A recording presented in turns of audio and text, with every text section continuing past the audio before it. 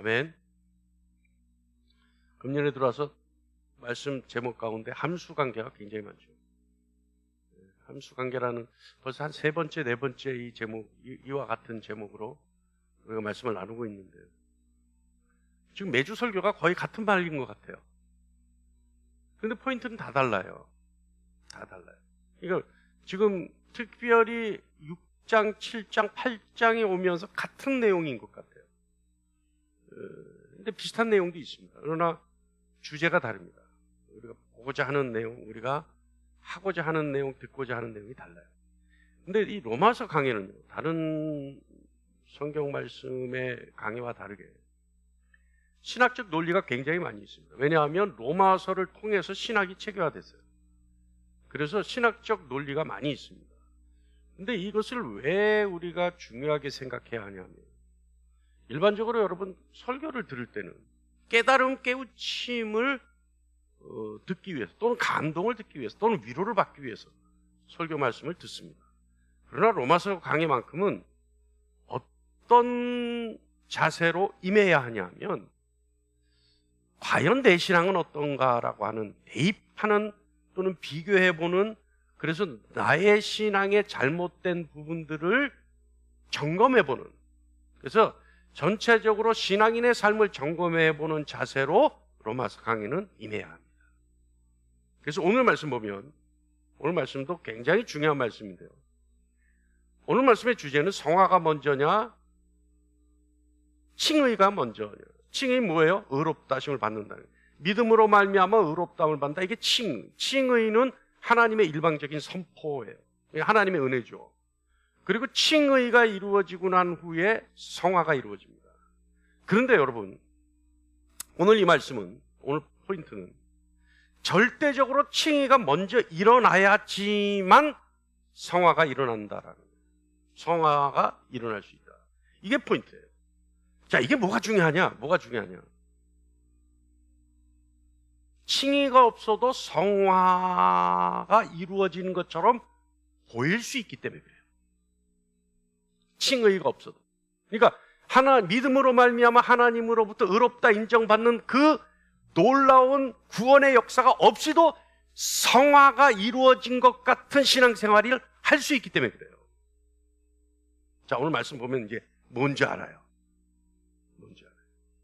그래서 그와 같은 일은 절대 있을 수 없다는 거예요. 반드시 칭의가 일어나야지만 그 다음에 있는 일들이 성화라는 거예요. 이해하십니까? 자, 그런 관점에서 오늘 말씀을 잘 들어보시기 바랍니다. 그래서 과연 나의 신앙은 어떤 신앙인가? 굉장히 중요하거든요. 아니, 설교 말씀에서 굉장히 중요하다는 것은 뭘 얘기하냐면 구원과 생명과 직접적인 연관이 있다는 얘기입니다. 그러니까 굉장히 중요하죠. 여러분, 교회 나온다고 구원 받아요?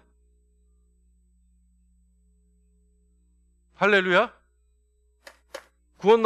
교회 나온다고 구원 받아요?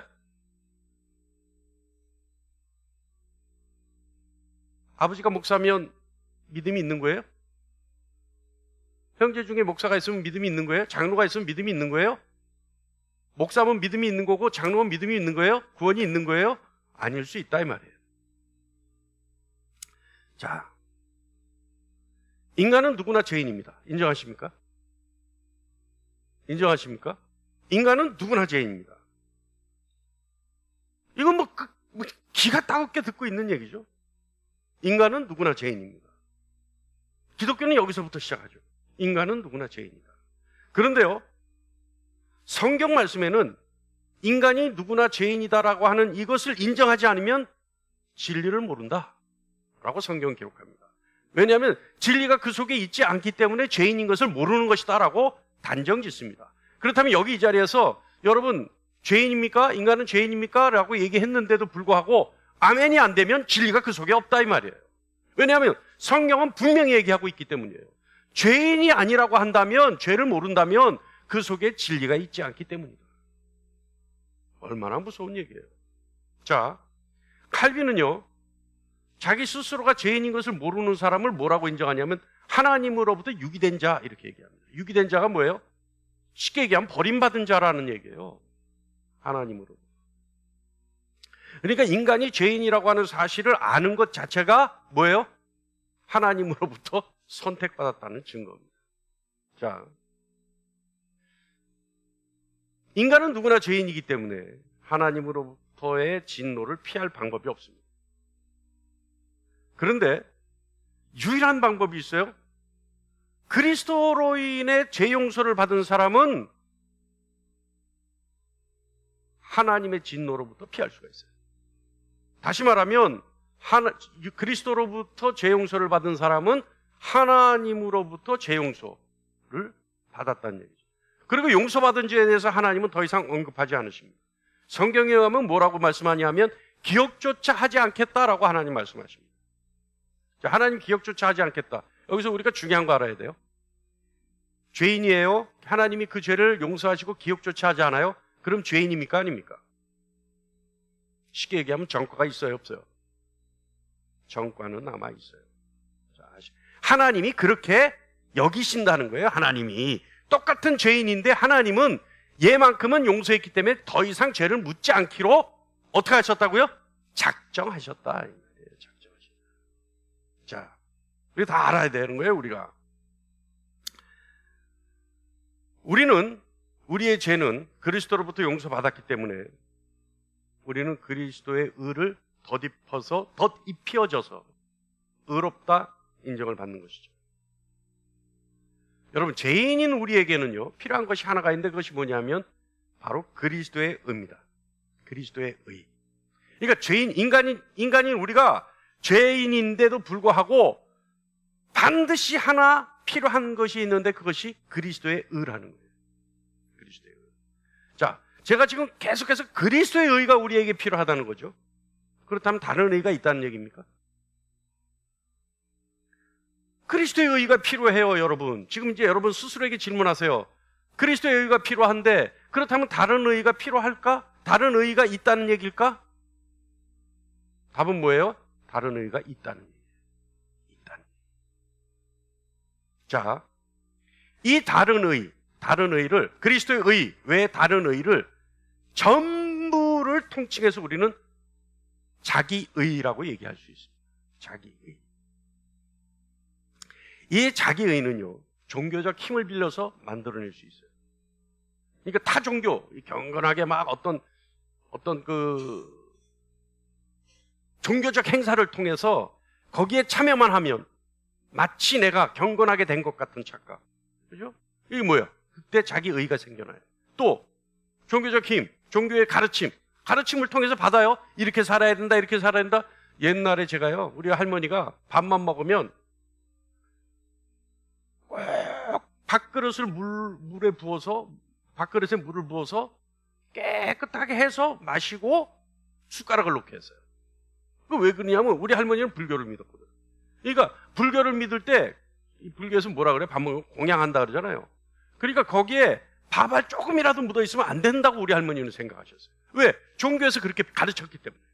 그러니까 그거를 저에게도 똑같이 가르치죠. 그러니까 밥을 먹어서 밥알이 남기지 않고 밥그릇이 깨끗하게 비워지면 그게 뭐가 돼요? 의가 되는 거예요. 의가 되는 거예요. 그러니까 내가 밥을 깨끗이 그날 먹었어? 물 헹궈서 먹었어? 그러면 나에게 뭐가 생겨요? 불교에서 얘기하는 의가 생긴 거 아니에요. 그게 뭐예요? 나의 의가 돼요. 이해하시죠?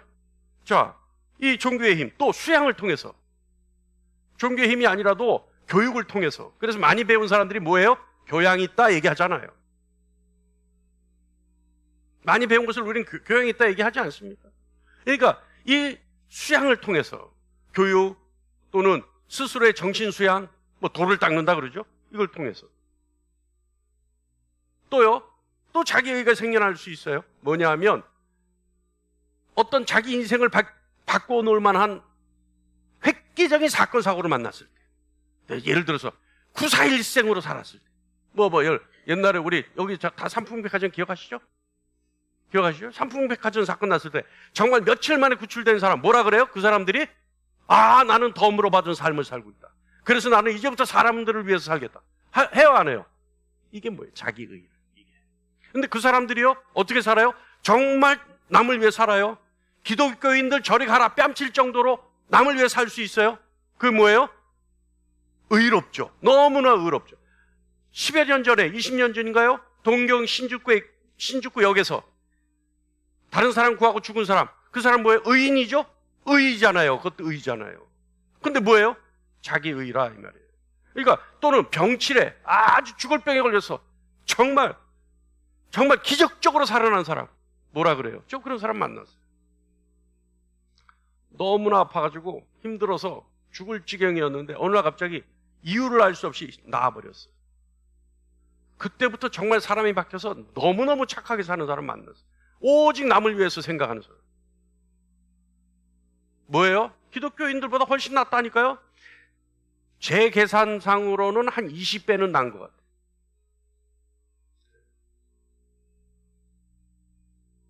이 사람들이요, 여러분, 도덕적 이 윤리적 생활이요, 그리스도와는 상관없이 자신의 삶의 나쁜 습관들을 다 버리고 도덕적 윤리적으로 성공적으로 삶을 살 수 있습니다.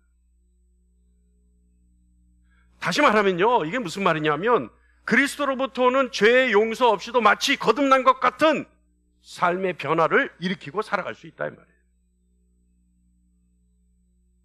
어때요, 여러분?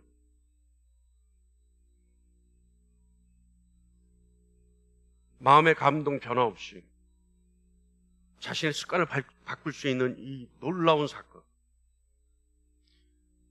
쉽게 얘기하면요, 어떤 경우도 있냐면요, 그리스도로부터 죄 용서 없이도요, 죄 용서 없이도 어느 정도로 경건해질 수 있냐면, 로마 가톨릭 같은 경우는 여러분 성례를 하죠. 거기 성례를 하지 않습니까? 거기 성례 예식이 많아요.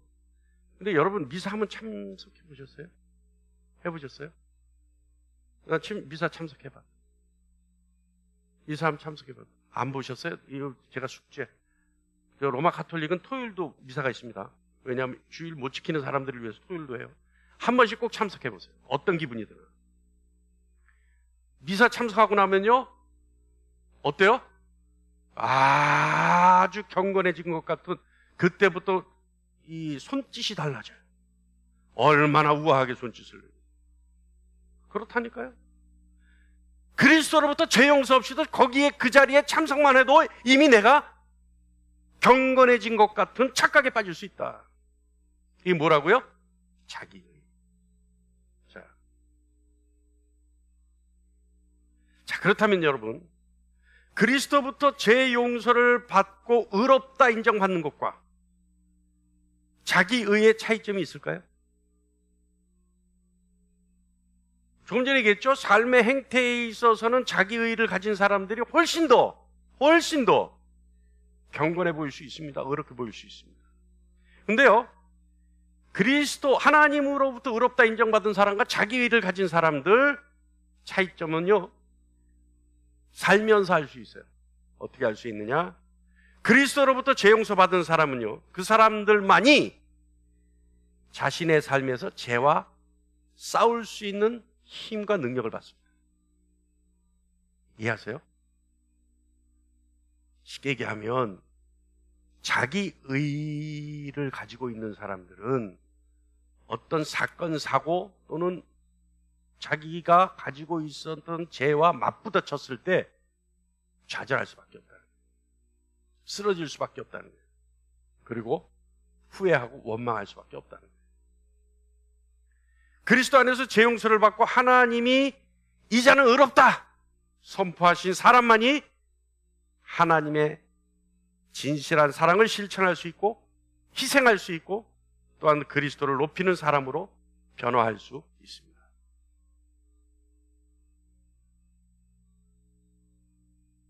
자, 이게 뭘 얘기하고 싶은 거예요, 자꾸? 하나님으로부터 선포받은 사람이 진정한 의로운 사람이다. 이거 뭘 자꾸 얘기하는 거예요? 아까 얘기했잖아요. 하나님으로부터 의롭다 선포받은 자만이 그런 인간이 인간의 변화보다, 다시 말하면 쉽게 얘기하면 칭의가 상화보다 앞서서 일어난다. 반드시 선행돼야 된다는 겁니다. 다시 말하면 칭의가 일어나야 믿음 생활의 시작이라는 거예요. 할렐루야. 이해하십니까? 이게 우리가 이걸 마음속에, 머릿속에 꽉 심어놔야 돼요. 칭의가 일어나지 않았음에도 불구하고 의롭게 산다고 해서 그것이 진정한 의냐? 아닐 수 있다는 거죠. 아닐 수 있다는 거죠. 칭의가 반드시 먼저 일어난다. 이건요, 신학적으로 말하면 조금 전에 계속 반복합니다만, 칭의가 뭐예요? 여러분, 이제 자꾸 여러분 반복해서 얘기하는 거는 중요하기 때문에 반복하는 거예요. 칭의가 뭐예요? 믿음으로 말미암아 내가 의롭다 인정을 받았다. 선포되어졌다. 인정도 아니에요. 선포되어진 거예요. 하나님이 그렇게 여기시기로 작정하신 거예요. 자, 그 칭의. 성화는 뭐예요? 칭의 받은 자들이 삶의 변화를 받아, 마음의 변화를 받아, 습관의 변화를 받아 예수 그리스도를 닮아가는 삶을 사는 것이 성화예요. 이해하십니까? 할렐루야. 자, 이걸 또 다른 말로 하면요, 하나님과 관계가 회복되어진 사람, 뭐예요? 칭의죠. 칭의. 그죠? 이 사람이 하나님 안에서 옳은 일을 하는 것보다 반드시 앞서야 한다. 자, 그렇다면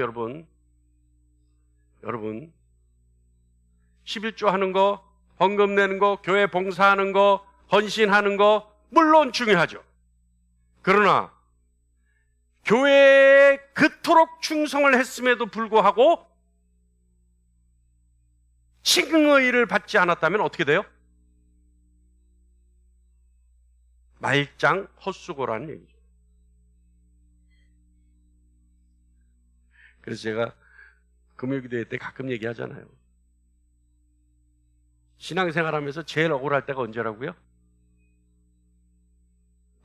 나중에 주님 만났는데 나 너 모르겠는데 무슨 소리예요 주님, 제가 11조도 하고 예배 참석도 하고 새벽기도 다 참석하고 금요기도 참석하고 내가 헌금은 11조서부터 내가 내지 말라는 헌금까지 다 내고 교회 일이 있다면 발벗고 나서서 내가 먼저 했고,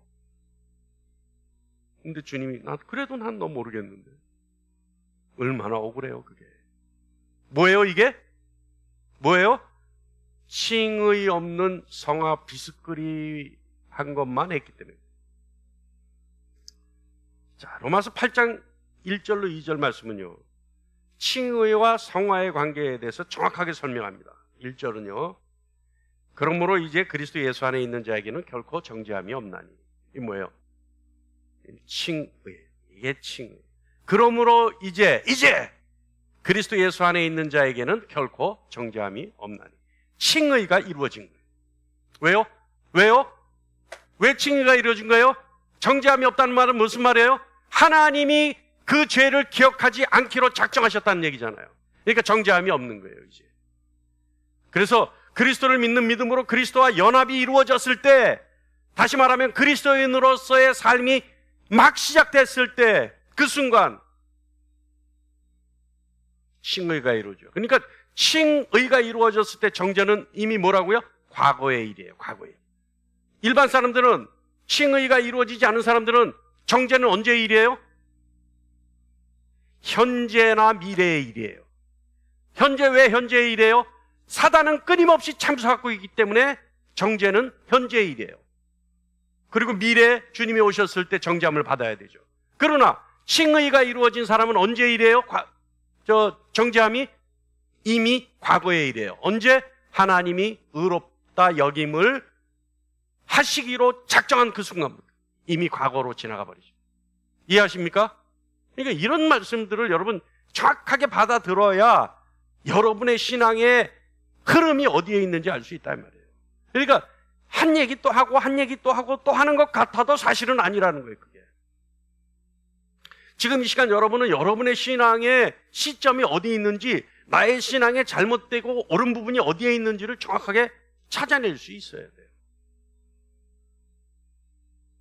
자, 정죄는 칭의가 이루어진 사람에게는 과거의 일입니다. 맞습니까?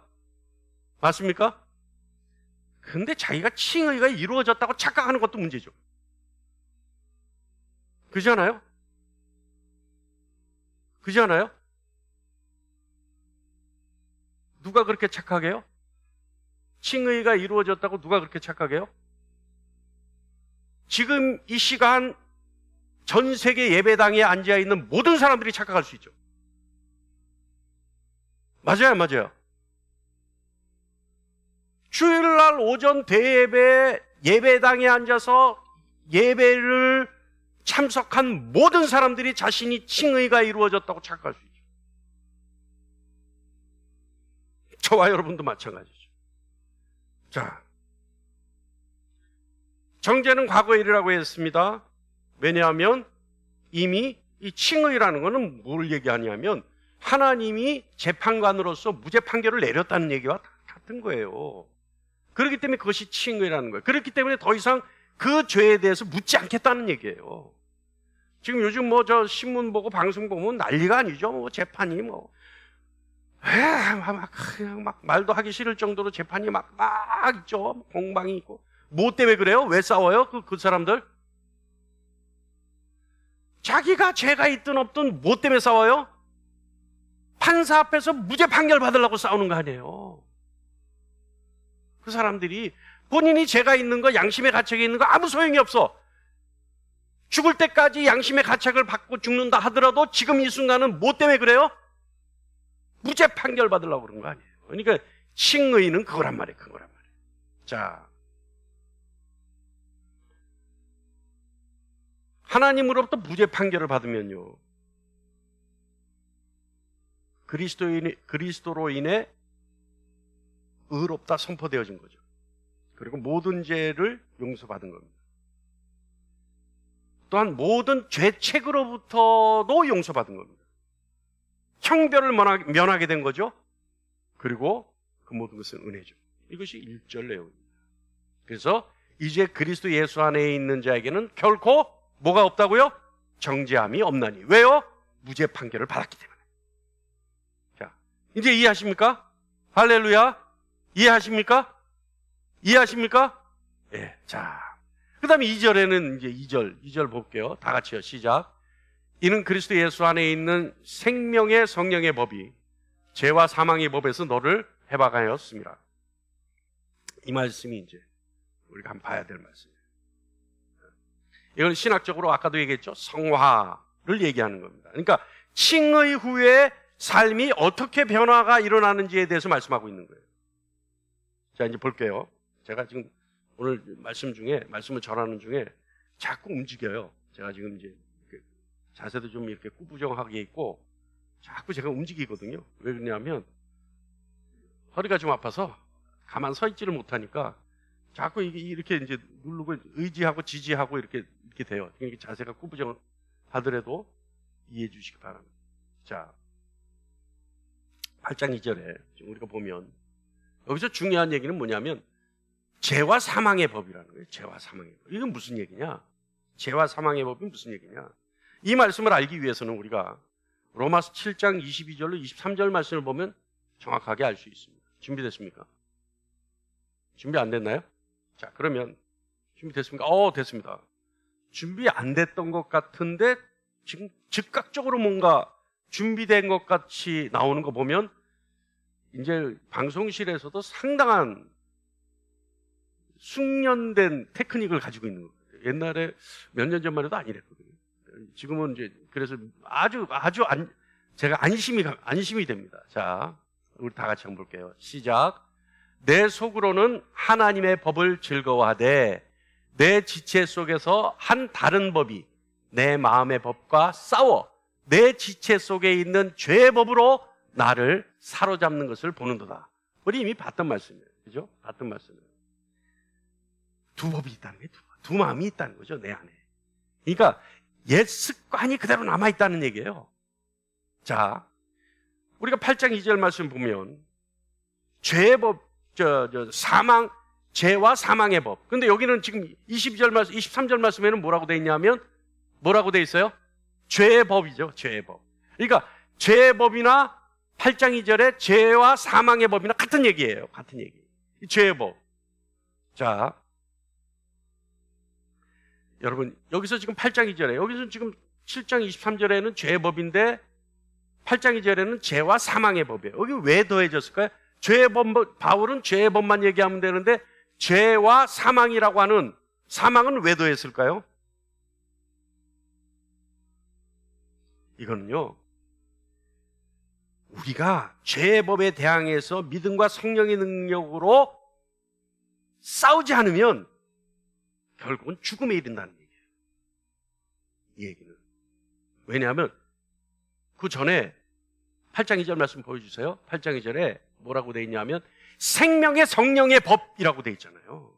그러니까 생명의 성령의 법으로 죄의 법과 싸우지 않으면 결국은 어떻게 된다고요? 사망에 이르기 때문에 죄와 사망의 법이라고 얘기하는 거예요, 바울은 지금. 자,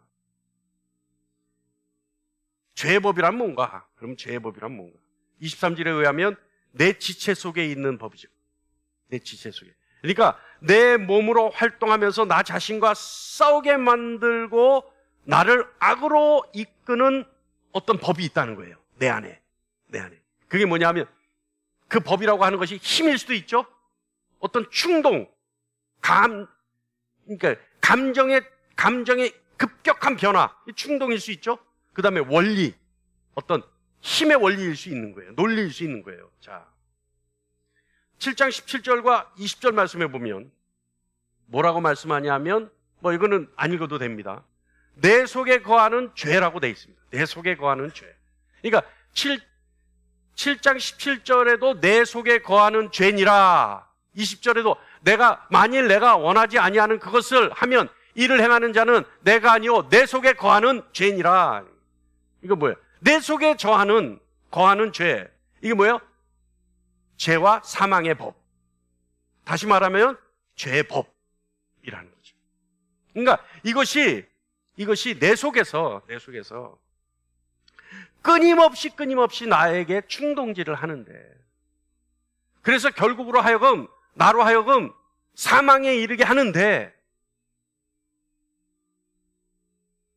이 죄와 사망의 법 어떻게 할 것이냐? 어떻게 해야 돼요? 죄와 사망의 법은, 죄의 법은, 내 속에 거하는 죄는 어떻게 해야 돼요?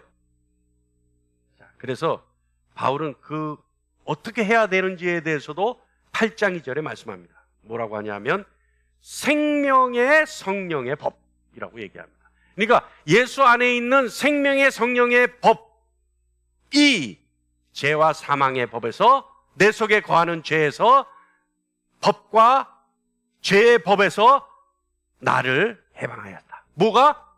생명의 성령의 법이. 그러면 여러분, 예수 믿는 자가 거듭났음에도 불구하고 죄의 법이 있어요, 없어요? 있어요, 없어요? 있어요. 죄와 사망의 법이 있어요, 없어요? 있어요. 그 속에 거하는 죄가 있어요, 없어요? 그 속에 거하는 죄가 있어요, 없어요? 있어요.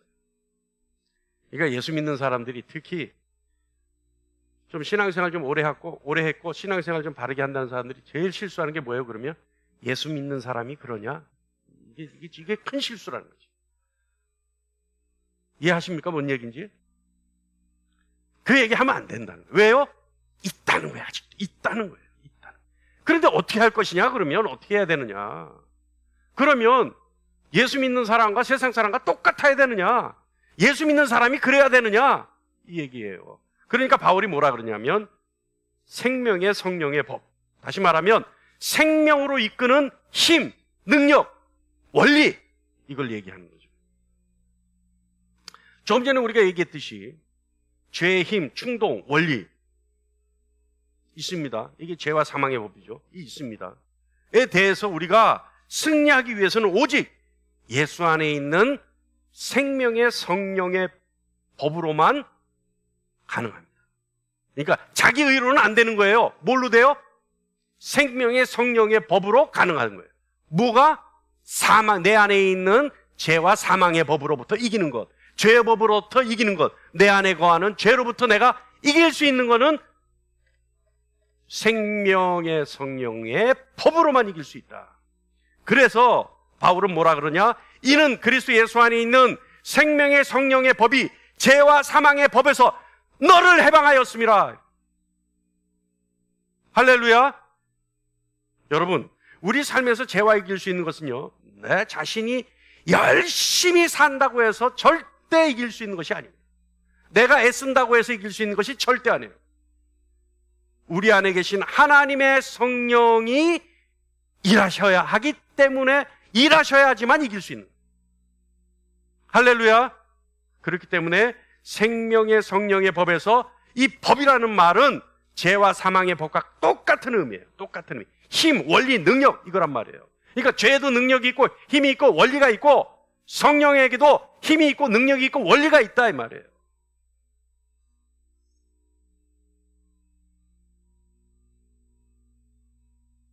죄의 힘과 권위가 있죠. 죄도 있습니다. 그리고 특정한 방법으로 우리를 유혹해서 우리를 죽음으로 이끌어가려고 하죠. 죄는. 이것이 죄와 사망의 법입니다. 반면에 하나님의 영 역시 힘과 권위를 가지고 특정한 방식으로 일하시며 생명으로 이끌어가려 하십니다. 이것이 생명의 성령의 법이라고 바울은 얘기하고 있습니다. 자, 여기까지 이해하십니까? 이해하십니까? 할렐루야. 할렐루야. 그러니까 여러분, 괜히 쓸데없는 잣대를 가지고 아무나 들이대고 정죄하면 안 되는 거예요. 예수 믿는 사람이 절대 안 되는 거예요. 자, 그리스도 안에 있으면 좀 우리 2절 말씀을 지금 하나하나 이슈를 가지고 얘기하는 겁니다. 그리스도 안에 있는 생명의 법이잖아요. 생명의 법. 자, 그리스도 안에 있으면 생명의 성령이 일하십니다. 맞습니까? 할렐루야. 그런데 생명의 성령의 법이 일하려면 어떻게 해야 돼요? 다 반대로 얘기하면 그리스도 안에 있어야 돼요. 그리스도 안에. 우리 안에서 성령이 일하시는 것은요, 우리가 그리스도 안에 있기 때문입니다. 다시 말하면 모든 그리스도인 안에는 생명의 성령이 일하십니다. 맞습니까? 자, 이는 2절 말씀에요. 그리스도 예수 안에 있는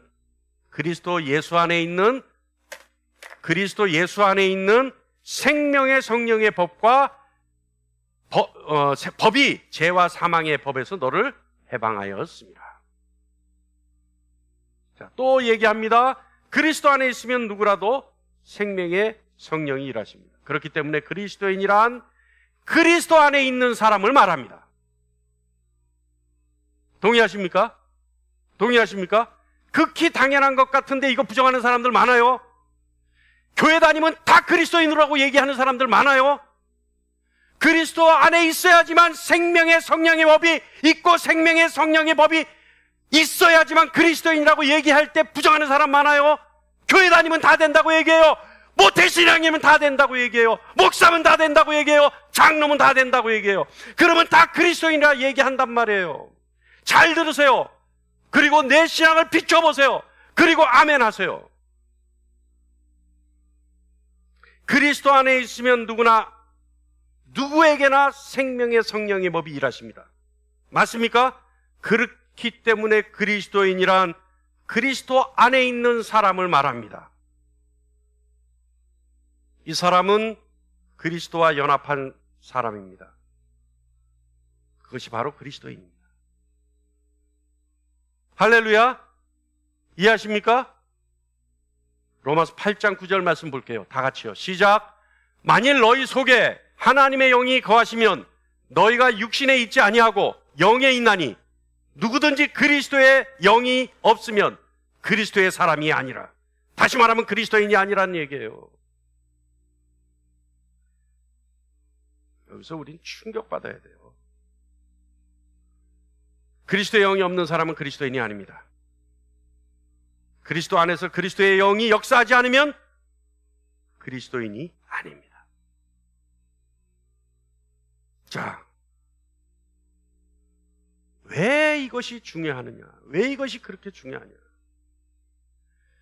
그리스도인이어야지만 죄와 사망의 법을 이길 힘이 생기기 때문에 그래요.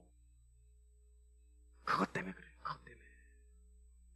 그리스도의 생명의 성령의 법이 역사하는 사람이어야만 죄와 사망의 법을 이길 수 있는 힘이 있기 때문에 그래요. 그것 없이 이겼다는 건 다 거짓말이고 무효예요.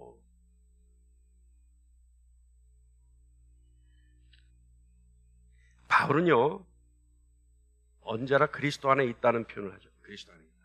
그래서 1절에도 그러죠. 자, 1절 한번 다시 띄워주십시오. 그러므로 이제 그리스도 예수 안에 있는 자에게는 결코 정죄함이 없나니. 어떻게 해요? 그리스도 예수 안에 있는 자. 자, 2절 볼게요. 2절. 이는 그리스도 예수 안에 있는 생명의 성령의 법이 죄와 사망의 법에서 너를 해방하였습니다. 이것은요, 여러분, 이 두 가지의 말씀은, 이 두 절의 말씀은 믿음으로 그리스도와 연합하면 그분의 용서와 의가 우리의 것이 되어 정죄를 받지 않게 된다고 하는 1절 말씀 다 이해하시죠? 또한 믿음으로 그리스도와 연합하면 죄를 이기는 그리스도의 힘과 권세가 우리 것이 되기 때문에 죄와 사망의 법을 이길 수 있다라고 하는 의미라는 것도 알고 계시죠? 아시죠? 지금까지 계속 했기 때문에 그렇습니다. 아셔야 합니다. 그렇기 때문에 우리는 그리스도 안에서 죄를 용서받았을 뿐만 아니라 죄를 이길 수 있는 힘까지도 얻게 되는 거죠. 할렐루야. 그러니까 칭의라는 것이 용서받는 것과 함께 의롭다 선포되어졌지만 그와 동시에 뭐가 생긴다고요? 생명의 성령의 법이 안에서 역사하기 시작하기 때문에 죄를 이길 수 있는 힘과 능력과 권세도 생겨난다 이 말이에요. 자, 이제 처음부터 다시 돌아가서 칭의와 성화는 어떤 관계로 서로 연결되는가? 이거 굉장히 중요해요, 여러분. 무슨 설교 시간에 목사님 무슨 뭐 신학 강의도 아니고 뭐 매일마다 칭의, 성화 뭐 타교에서는 그런 얘기도 안 꺼내는데 무슨 우리가 무슨 뭐 지금 뭐 전도사 될 것도 아니고 이거 모르면 교회 100년 다녀도 소용없어요. 아무 소용없어요. 그러니까 여러분 중요하니까 반복해서 하는 거예요. 자, 한번 들어보세요. 잘 들어보시고 비추어 보시고 깨달아 보시기 바랍니다. 우리는 먼저요, 죄의 용서를 받는 것과 죄를 이길 힘은 오직 그리스도 안에 있을 때만 가능합니다. 맞습니까? 용서와 힘은 오직 그리스도 안에 있을 때만 거저 주어지는 겁니다. 모든 그리스도인은 믿음을 통해서 이 둘을 갖게 되는 거죠. 근데 여기는 순서가 있습니다. 먼저는 죄 용서를 받았다라고 하는 확신이 있어야 합니다. 그래야지만 당당할 수 있습니다. 그래야지만 죄책으로부터 자유로울 수 있습니다. 무엇보다 하나님 앞에 당당하게 나갈 수 있습니다. 그러면 우리가 죄 용서 안 받았는데 이 자리에 당당하게 나와 있는 건 뭐예요? 예를 들어서 우리가 죄 용서를 안 받았는데 이 자리에 나와 있다면 뭐예요? 뻔뻔한 거죠. 예? 자, 왜요? 죄를 지었을 때 아담이 뭐라 그랬어요? 여러분, 그 말씀은 꼭 좀 기억했으면 좋겠어요. 죄를 지었을 때 하나님이 선선한 에덴 동산을 거니시면서 아담을 찾았을 때 아담이 뭐라 그랬어요? 예? 내가 두려워하여 숨었나이다. 하나님으로부터 낯을 피한단 말이에요. 근데 우리가 하나님 앞으로 나갈 수 있다는 건 뭐예요? 아담의 죄가 용서를 받았다는 얘기죠. 그러니까 우리가 죄 용서를 받아야지만 하나님 앞에 나올 수 있는 거예요. 그래야지만 당당함, 자유, 평강 이것이 있을 수 있고, 당당함과 자유와 평강이 있어야지만 변화의 소망을 가질 수 있어요. 당당함이 없이, 자유함 없이, 평강이 없이 여러분, 내가 성화하겠다, 내가 변화된 삶을 살겠다는 소망을 가질 수 있겠습니까? 주눅이 들어서 낯을 피하여 숨는 자세로 어떻게 소망을 가질 수 있겠어요? 그러니까 하나님으로부터 재용서를 받았다라고 하는 확신 속에서 내가 하나님 앞에 당당하게 나갈 수 있고, 내가 하나님 앞에 죄책으로부터 자유롭고, 내가 하나님과 관계가 회복되어졌으니까 이제부터 평화롭겠다라고 하는 소망을 가지고 있어야지 내가 변화할 수 있겠죠. 그리고 내가 이제 변화할 수 있겠다라고 하는 자신감이 생기겠죠. 또한 소망이 있기 때문에요, 우리는 싸울 수 있는 겁니다. 죄와 싸울 수 있는 거죠. 소망이 없으면 어떻게 돼요? 자포자기하죠. 포기해버려요. 아이고, 될 대로 되라. 내가 짓게 뭘. 내가 해봐야 그렇지.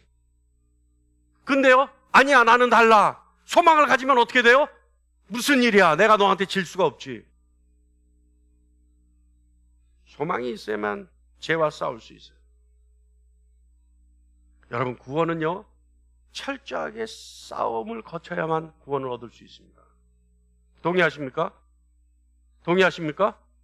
동의 못하시죠? 동의 못하면 로마서 8장 13절 우리 다 같이 읽어보죠. 이래도 동의 못하나 다 한번 읽고 나서 물어보겠습니다. 다 같이요. 시작. 너희가 육신대로 살면 반드시 죽을 것이로되 영으로서 몸의 행실을 죽이면 살리니. 이거 싸우는 거 아니에요? 몸의 행실을 죽이려고 어떻게 해야 되겠어요? 철저하게 싸워야 되겠죠. 할렐루야. 구원은요, 철저하게 싸워야만 이룰 수 있는 겁니다. 동의하십니까? 생명의 성령의 법은요, 이미 용서받은 죄들에 대해 싸움을 계속하게 하고 그 죄들을 죽일 수 있도록 도와주는 성령이십니다.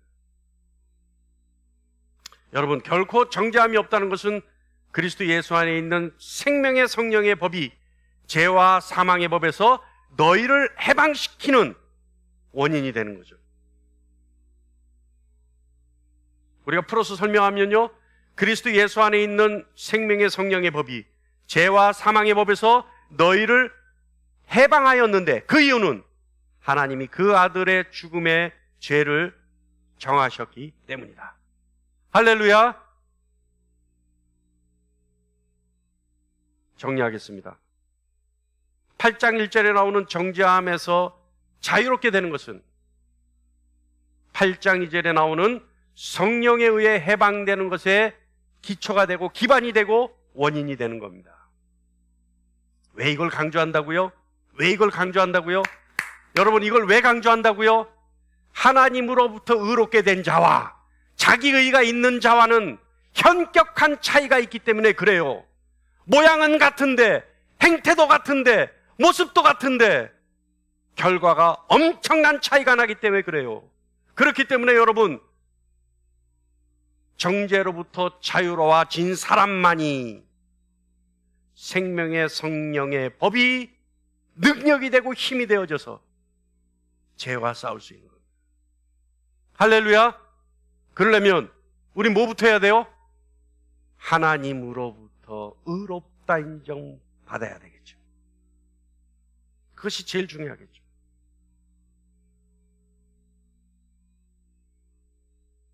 바울은요, 우리의 삶에서 성령의 해방시키는 역사, 우리 삶에서 성령이 해방시키는 역사, 이것이야말로